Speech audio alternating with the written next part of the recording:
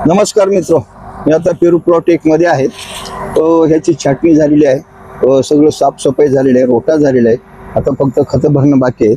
परंतु छाटणी झाल्यावर ह्याला स्प्रे राहिलेला होता, तर आज फवारणीचं नियोजन केलं. ह्याला ब्ल्यू कॉपर 2.5 ग्रॅम प्रति लिटर आणि क्लोरोपायरिपास 50% ते 2 ml ने घेतलेले. 2 ml ह्याच्यासाठी घेतले, तो हार्ड केलेले आहे थोडा.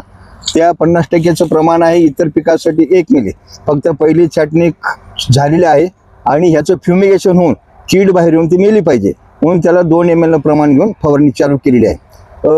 जर कुणाची छाटणी झाली असेल तर ही फवारणी घेण्यास हरकत नाही. ब्ल्यू कॉपर 2.5 ग्रॅम आणि क्लोरोपायरिपास 50%चं 2 मिली अशी कॉम्बिनेशन घ्या. म्हणजे ह्याच्यावर काही बुरशीनाशक आहे आणि कीटकनाशक दोन्हीचा इथं कंट्रोल होईल. म्हणजे नवीन फुटेवर त्याचा कुठलाही ताण येणार नाही, किडीचा आणि बुरशीचा. त्यासाठी ही फवारणी अतिशय महत्त्वाची आहे. तर फवारणी करण्यास हरकत नाही. नमस्कार.